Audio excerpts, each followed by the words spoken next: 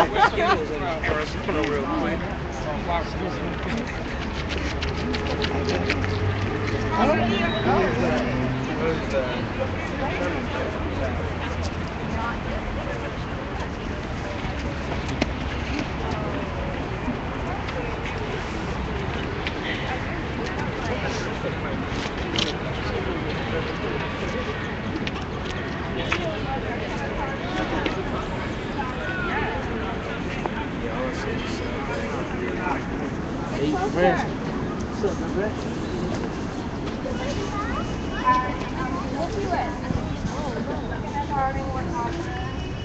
He was killed over in Bayview over a $2 bus fare.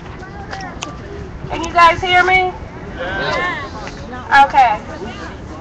Kenneth Harding was my son. He was 19 years old. The police murdered him over in Bayview on July 16th for a $2 bus fare. They shot him 10 times in the back and allowed him to lay in the streets for 28 minutes to bleed out and die. They denied him medical attention, and they let my baby just lay there over this. I'm going to show you.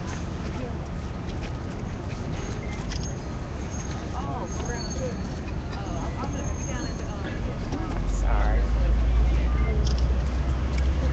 Over this transfer. Somebody who cared about me gave me this transfer from July 16th.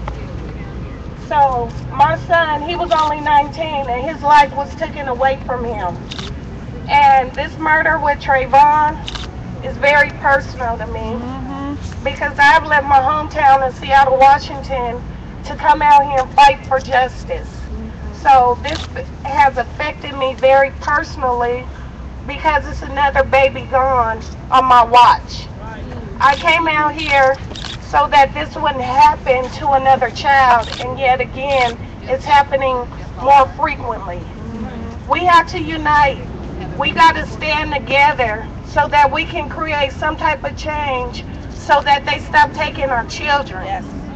If not, what are we going to be left with? Who's going to be running the country when we get old if they keep taking our kids from us? They keep trying to justify what they're doing, but there's no justification for the murder of these teenage boys. And we have to unite and stand strong as mothers, as people of the community, and not accept this no longer. We got to come together and fight back. We got to stand together as one. And I'm calling on all of y'all because I still have not received justice for the murder of my son. My son's blood is on these streets, and I'm not going nowhere.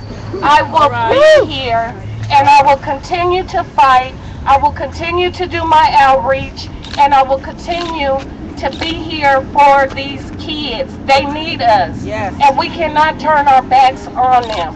It's not us being harassed. It's not us being picked on by the police. It's not us being racially profiled. We're at home. We're on our couches. We're in our beds. It's our kids who are out here who are going through these things. And if we don't stand up for them, who will? Thank you.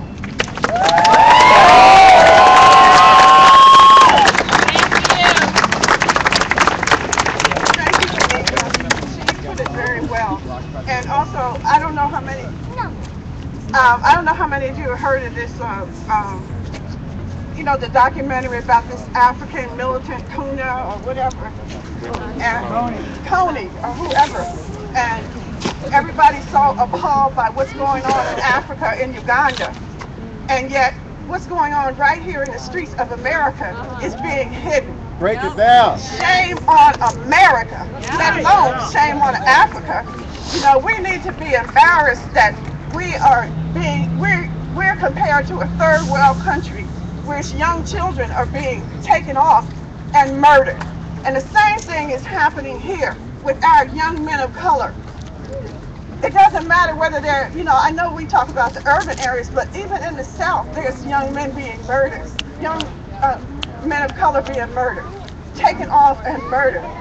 And, we need to do, this is something that we can do about it. We're just not going to sit and take it. And I want to ask Leon to speak about her son. Her son's name is James Rivera.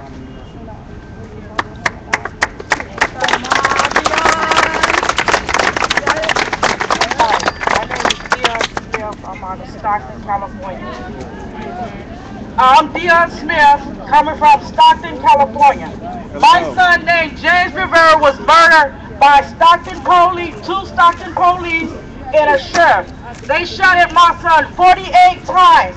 My son was 16. It's the day before his 17th birthday. And I'll take this personal. By this young man being murdered in Florida. I know how that mother feels to know she'll never, ever see her son graduate from school.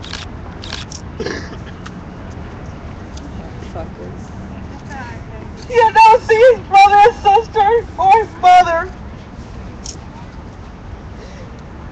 I'm seeking justice for my son. That's right.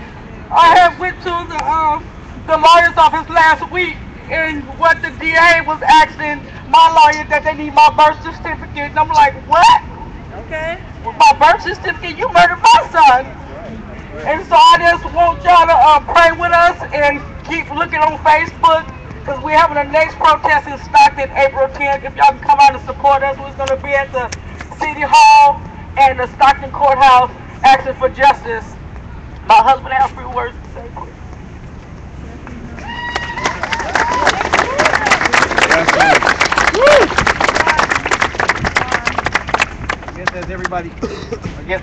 I guess as everybody can see, there's another tragedy happened. We talked about this 2 years ago, and we told them that we told them 2 years ago that there was going to be more murders. We told them that it was not going to stop. And in order for it to stop, as people, as the people power, we have got to come together like we are today. Yeah. I want you guys to repeat after me. After I say Trayvon, you say Martin. Trayvon! Martin! Trayvon! Martin! Trayvon! Martin! That's why we're here. James Earl Rivera Jr. was brutally shot and killed by Stockton police officers Eric Azarvan, Gregory Dunn, and San Joaquin Sheriff Deputy John Nesbitt. These officers, with no respect for the community members and children, opened fire at close range and afar, and in minutes he was dead at the scene. On July 22nd, 2010, a day before his 17th birthday, these officers used 9mm M16 assault weapons to savagely murder our son. The same reason they always use.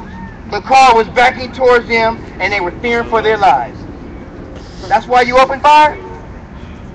And that's not even true. Like my wife said, over 48 rounds were shot at our son. 18 of those rounds entered our son's body. You wouldn't want to see them pictures. It is really, really painful to see a child get shot like that. I'm going to tell you, it's fucking scary. Excuse my French, but it's scary. Witnesses stated that minutes after these officers shot our son, they was over there giving each other a high five as if it was a celebration of some type. You killing our kids and you gonna celebrate? We not having that.